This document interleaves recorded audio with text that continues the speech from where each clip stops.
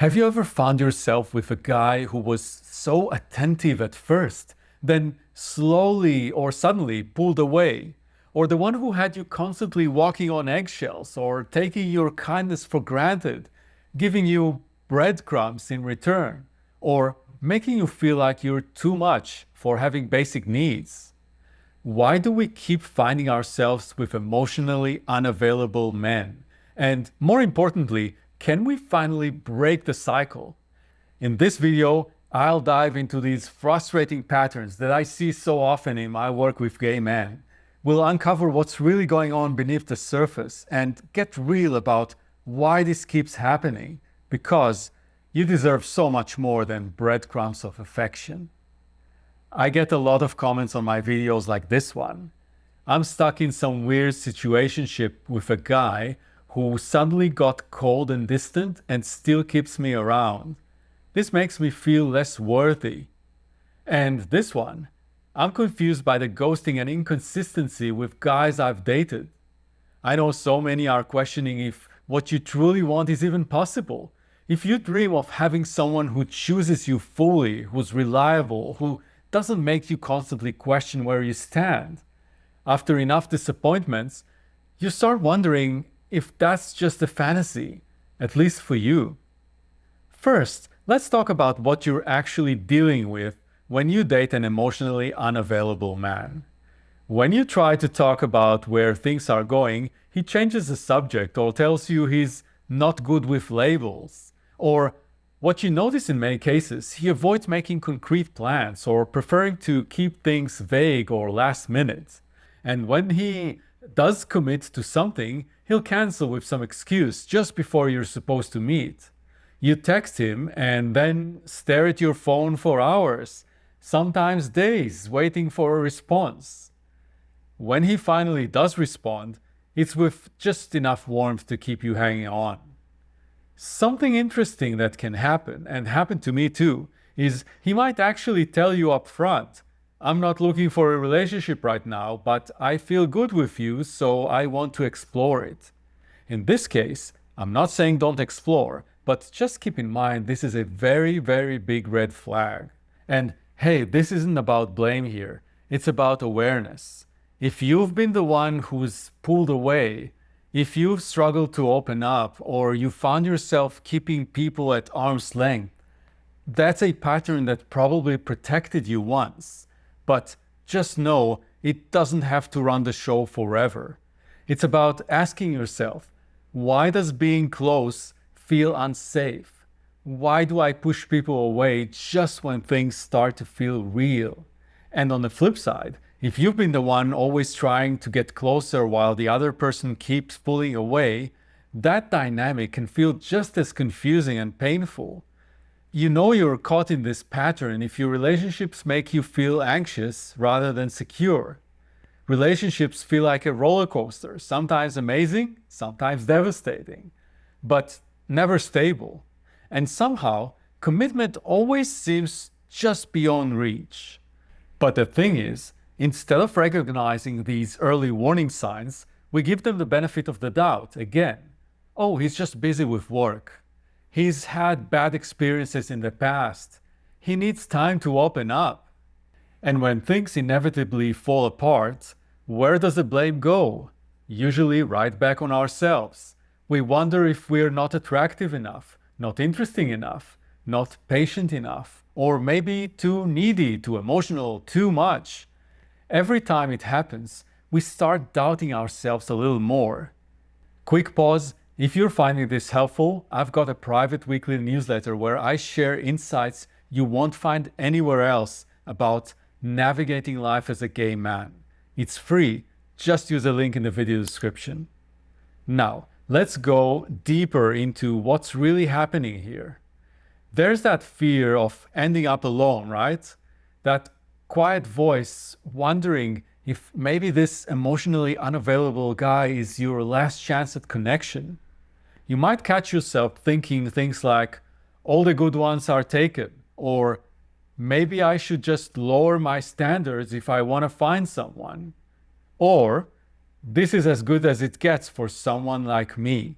And over time, you start to believe deep down that real love is for other people, not for you. Most of us don't even realize we're carrying this belief. And of course, the dating world doesn't make this any easier. Dating apps turn relationships into commodities. Swipe, match, chat, ghost.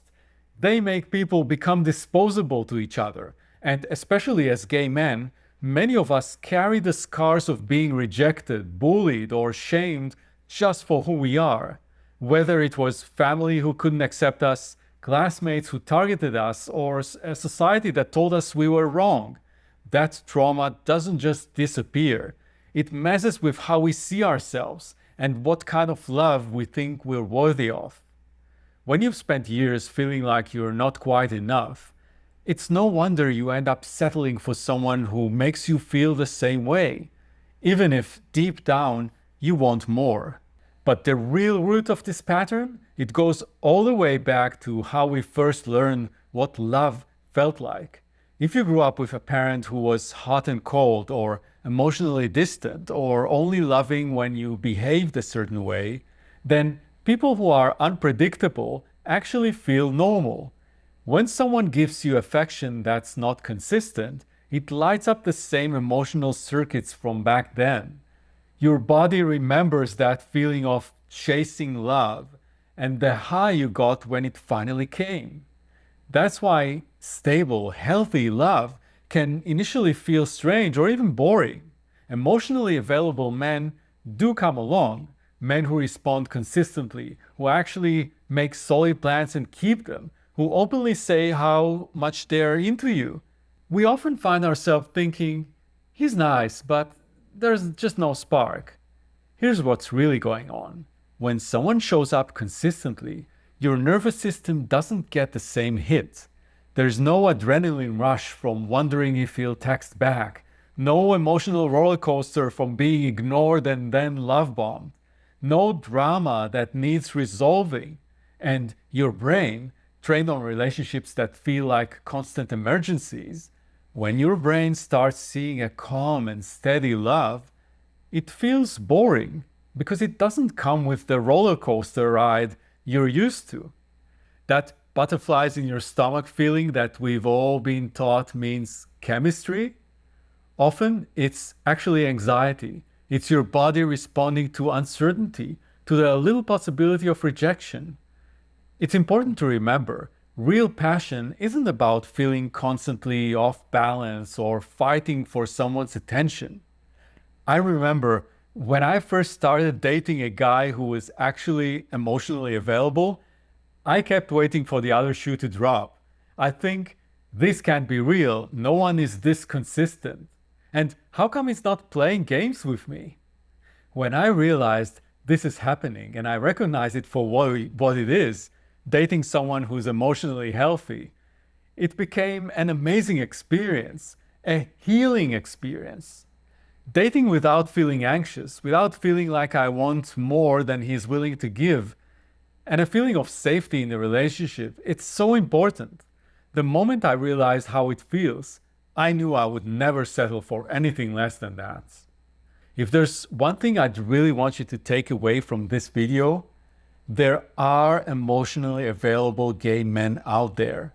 Yes, many get snapped up quickly because they know how to recognize and commit to good connections when they see one in front of them. But others might be newly single or moved in from somewhere with a limited dating pool, or they've done their own work and ready for something real. They exist. And if you're emotionally available too, they'll recognize it and really appreciate it.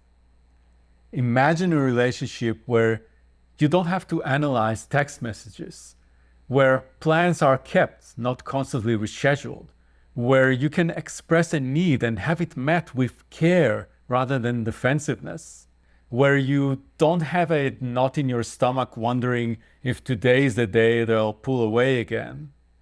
That kind of relationship is possible. I'm not talking about a perfect relationship. No relationship is, but a relationship that's consistently supportive, honest, and secure. So, what's one step you can take today? Start noticing your own patterns. You know how some guys come on super strong right away, while others are just steady and consistent. Start paying attention which one you're usually drawn to. And most importantly, start believing that you deserve someone who chooses you clearly and consistently, not someone who keeps you guessing. Let me know in the comments, does any part of this hit home for you? I'd love to hear your experience. Love you all.